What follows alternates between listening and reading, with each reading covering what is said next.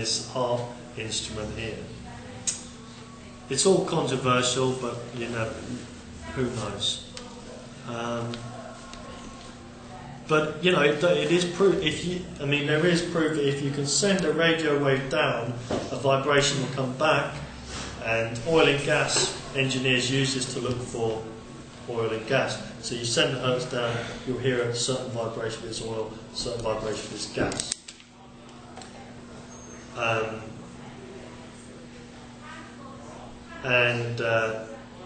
Similar phenomenon in characteristics, hazy clouds that are oily coloured before the earthquake happens, spikes in power electricity emissions just before earthquakes happened in China, New Zealand, some of these same characteristics, so who knows?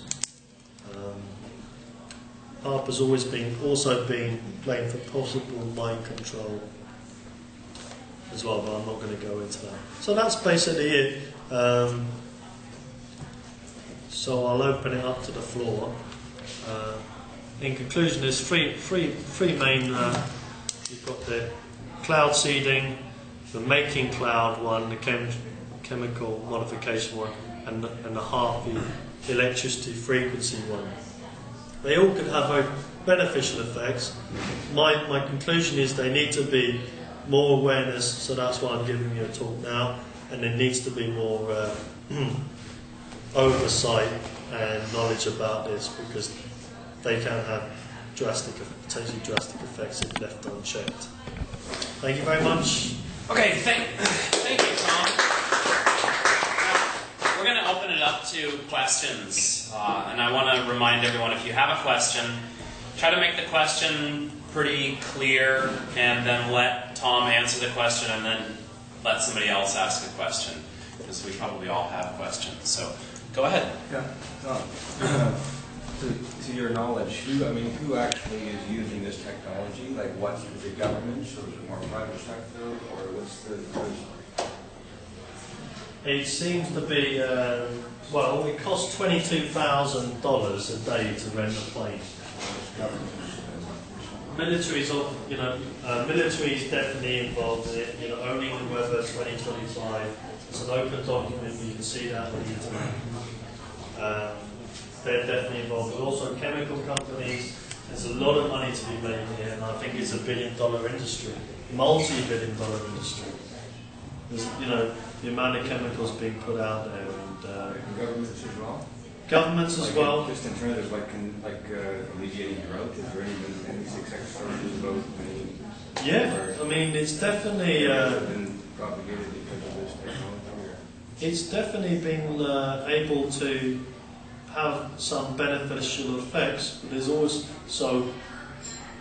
you can, if used in the proper way, responsible way, you can be, they have a drought in the Sudan here, don't worry, we can send a few clouds there, and hopefully that can fall as rain for you.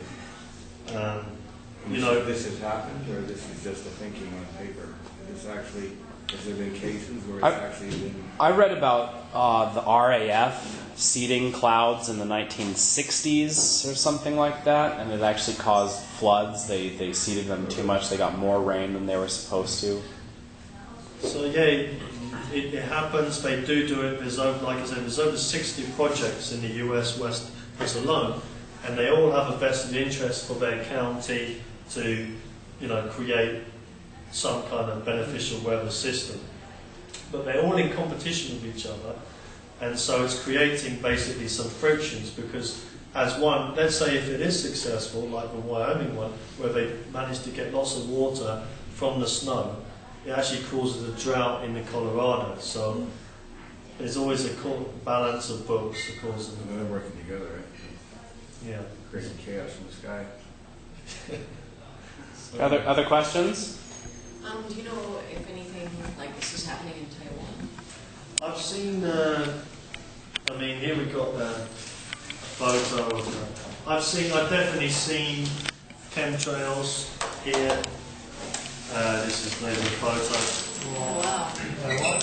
That's not in Taiwan, but that's just an example of what a type of chemtrail is. There's many different types, and I've seen some very low level stuff in Taiwan.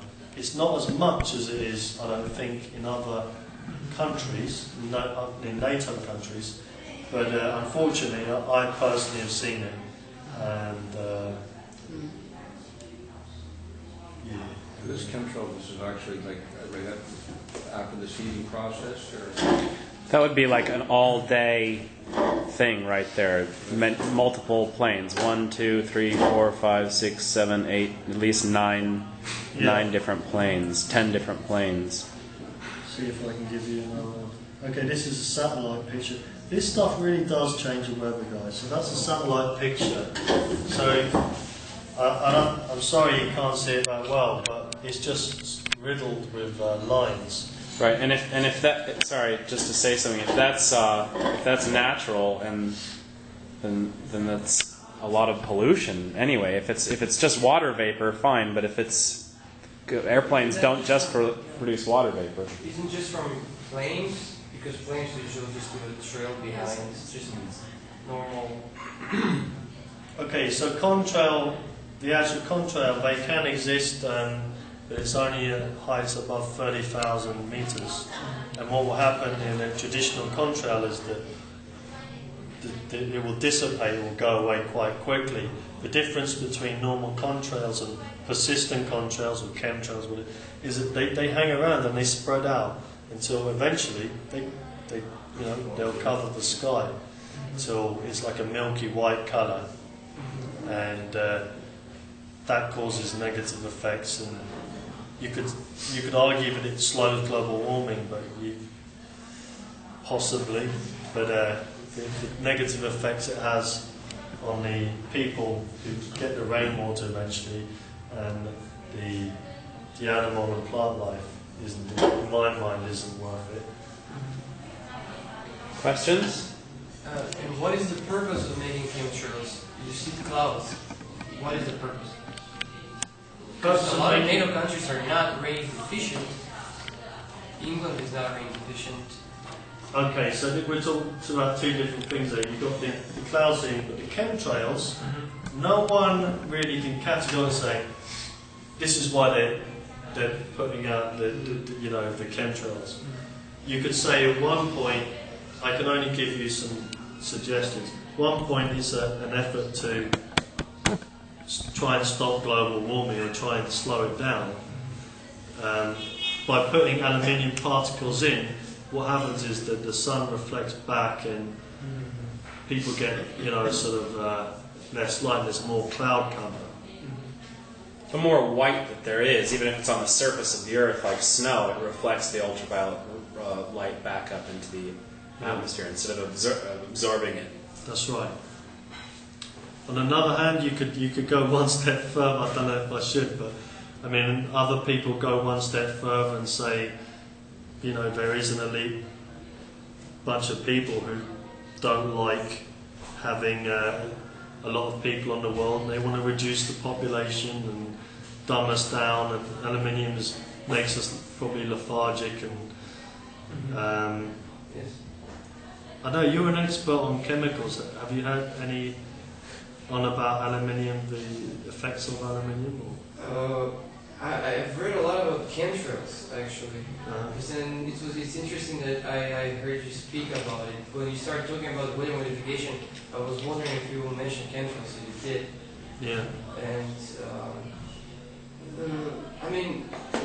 I'm not expert in chemicals and stuff, but yeah, I read the same thing you said. It's harmful for the health, basically.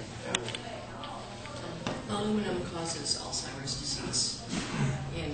After ingesting it time after time, when you get older, there'll be aluminum plaques in the brain that they found during autopsies. Right. So that's one effect, and Alzheimer's is often. Where's this picture taken? I think it's over Germany. Jeez. And I mean, I would just say, look up in the sky. Remember what a cloud is like, because this program hasn't been going on since you were born. This has been going on since 1989 probably, from what we can tell, to present day. So can you remember what it was like to have a normal cloud, and then have a look, then you know, have a look up in the sky and see, is that above 30,000 meters? Is it dissipating? Is it going away, or is it expanding? Are the flight patterns like, you know, commercial airlines don't go like that. You know, they don't go in this crisscross formation. It's not allowed, and there's no reason for it. So They might, but not all at the same elevation. There'll be different elevations, right? So they're not going to like an intersection, right? Right, you wouldn't want to be flying through somebody else's cloud either. yeah. I have a question. You said some people take it a step further and say it's a plan maybe to reduce the human population, but would aluminum be the correct way? Because if it says because of Alzheimer's, when you get older, that takes such a long time to affect the human population, plus where would the elite go? Because they would also be affected. That's one of the effects. One of the effects, man. I mean, I think it's aluminium is one of the big poisons. You've got aluminium, fluoride, chlorine. These are heavy poisons. Barium, man. That these are badass, you know, chemicals right there. Bad for everybody. Yeah, bad for everyone. I mean, it's a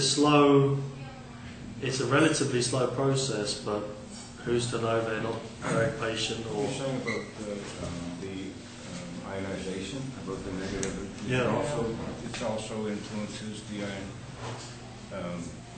like the positive creates lethargic.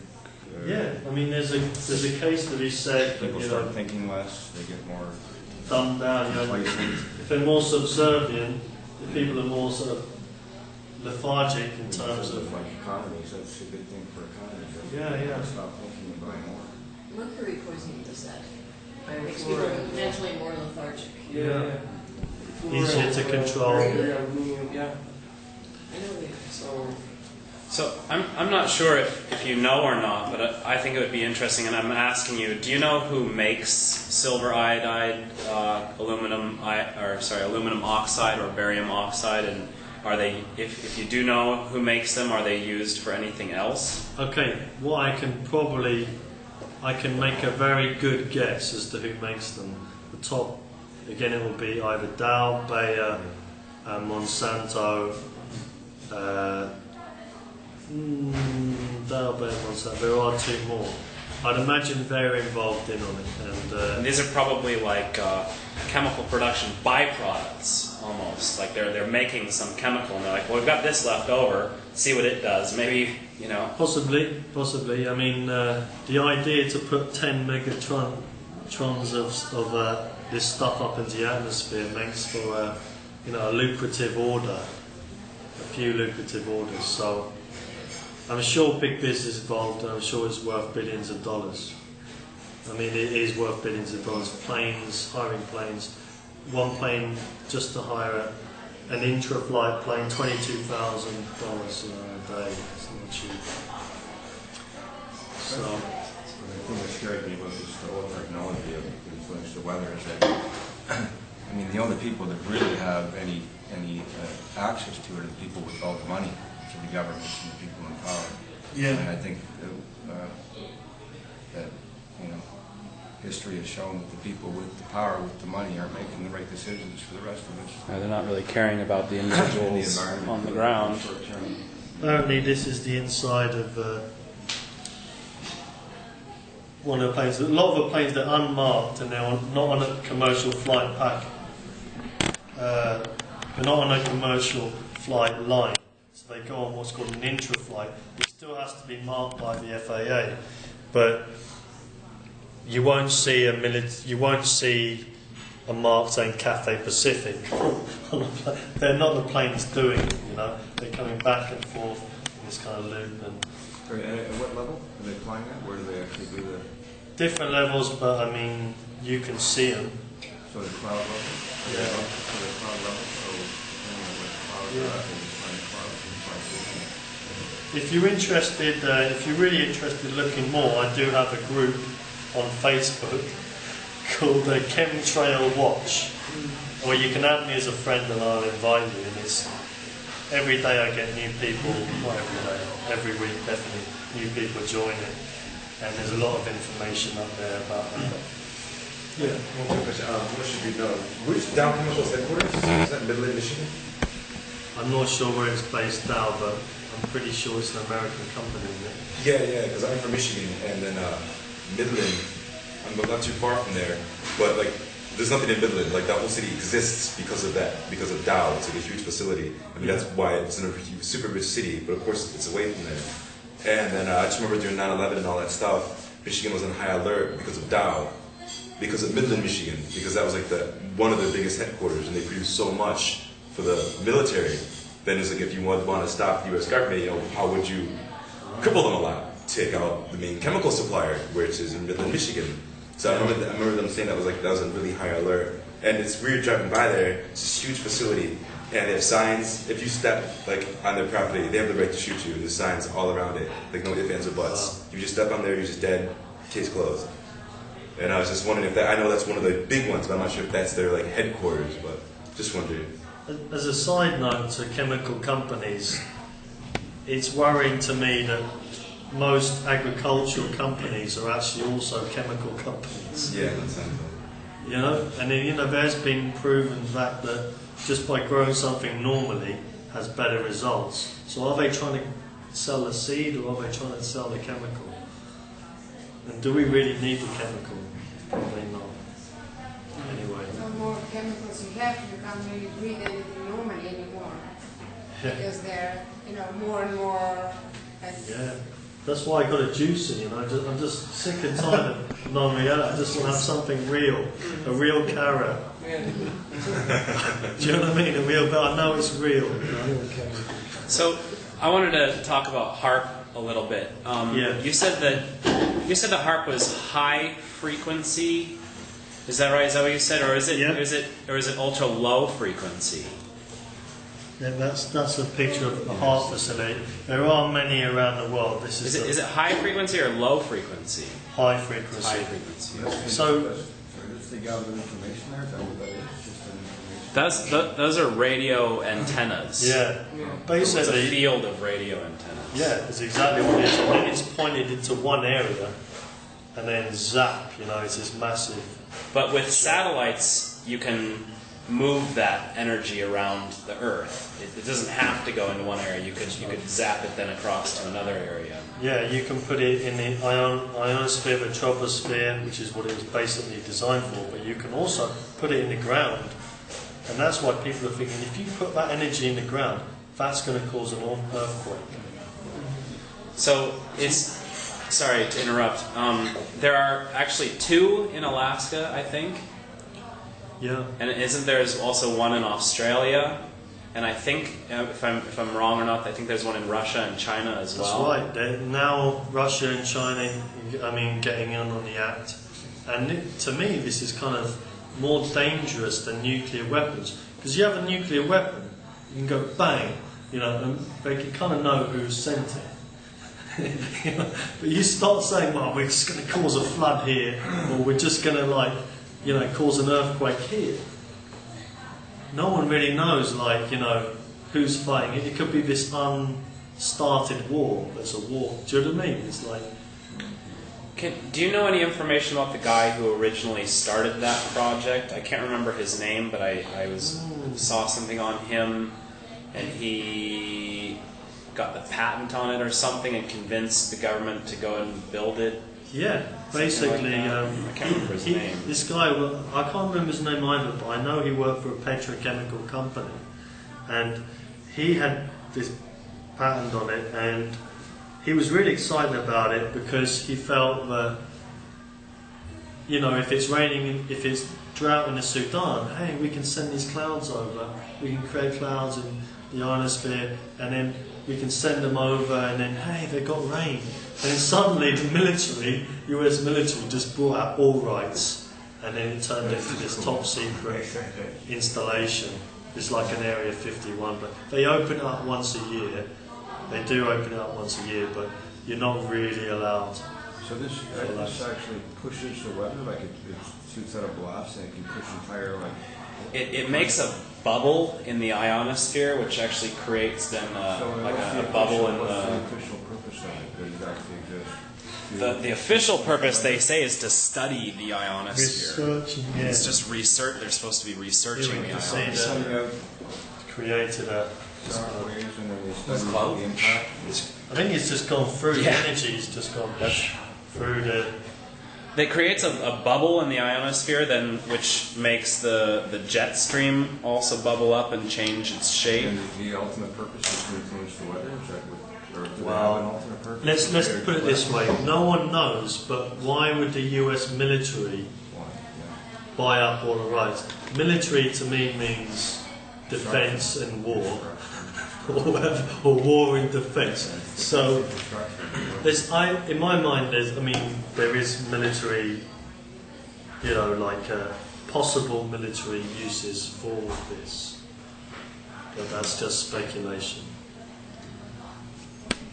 I wanted to comment on something you said earlier. You said you wanted to go into it about HARP. You said, what were you saying about mind control?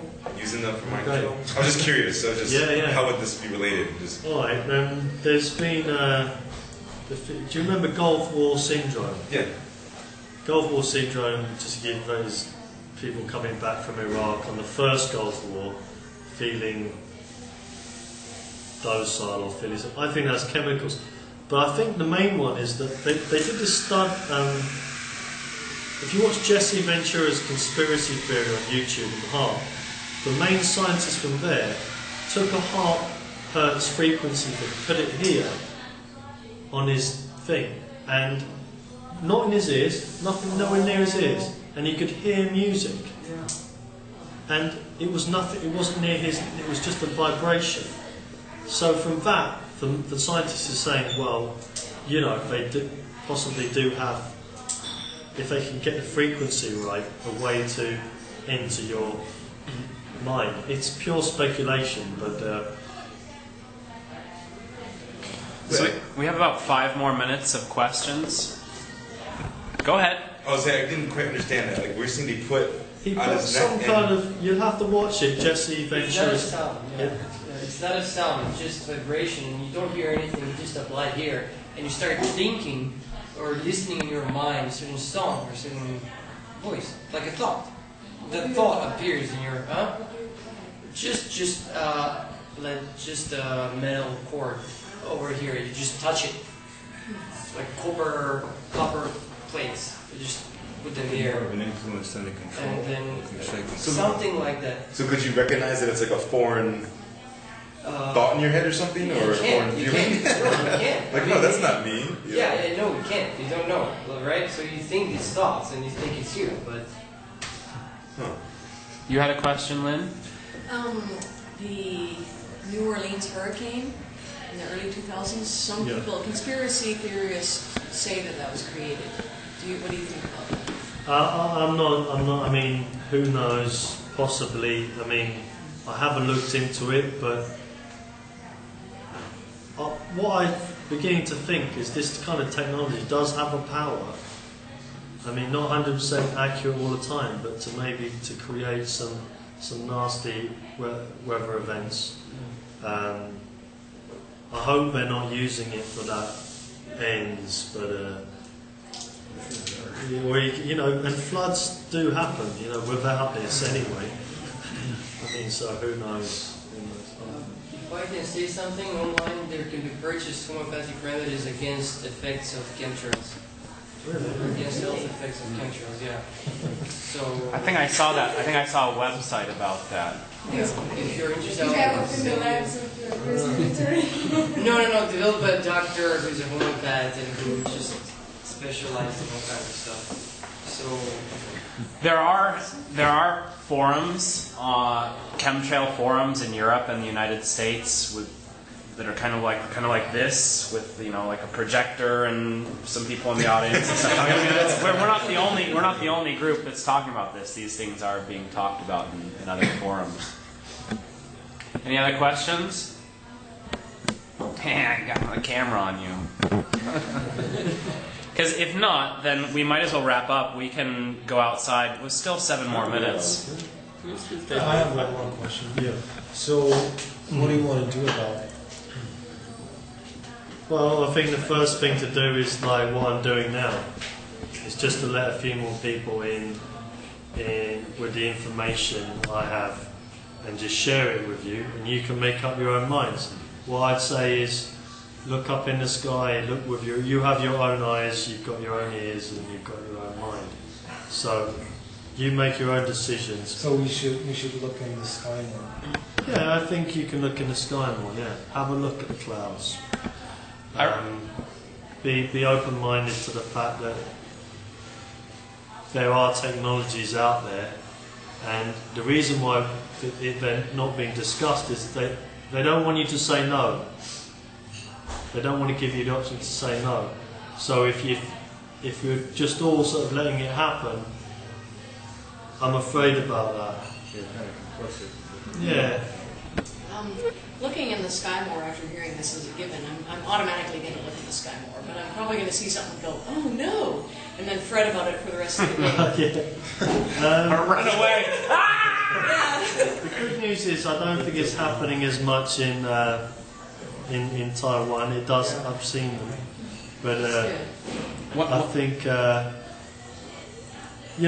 these kind of programs, as long as enough people sort of take notice, if they'll stop as soon as they started. When people say no, enough people say no, we don't want this. There was one up here, stop it.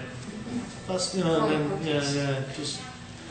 Speaking of looking up at the sky, I remember when I was a child, I did spend a lot of time looking up at the sky. I'm from a small town. There are no buildings to look at. It's all single-story homes, and in the summer it's all blue sky. So I did spend a lot of time looking at the sky, and from my memory, I used to like to look at the airplanes, and the contrails behind would dissipate within 15 seconds of behind where they were.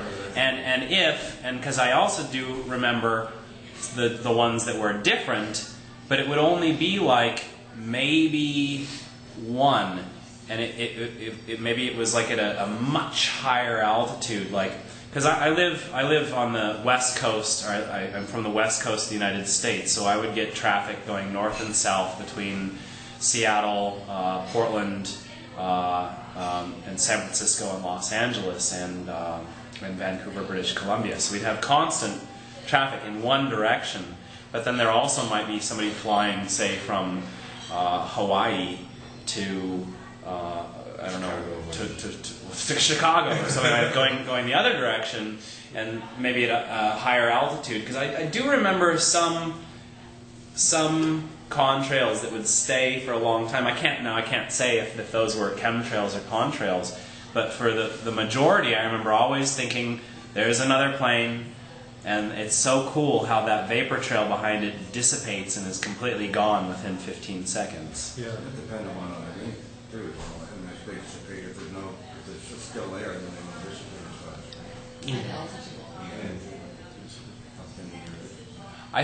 I think they just dissipate pretty fast. You can even on a summer day, you can watch clouds blow across. You can watch a real cloud and watch it just disappear, and then like maybe a new one form over here. They do that. I used to like to look at the sky. We've got 3 more minutes. Anyone else want to say anything? I feel the same. I remember what it was like to watch a plane. Well, do the weather people explain this? Is anyone trying to sell this as a cloud? Yeah, that's what they're trying to do. They're saying, oh, a weather front is moving in. Well, it's not a weather front. They know it's an artificially made cloud, and they're saying it's a weather front. And they're pulled up and saying, why do you call it a weather front?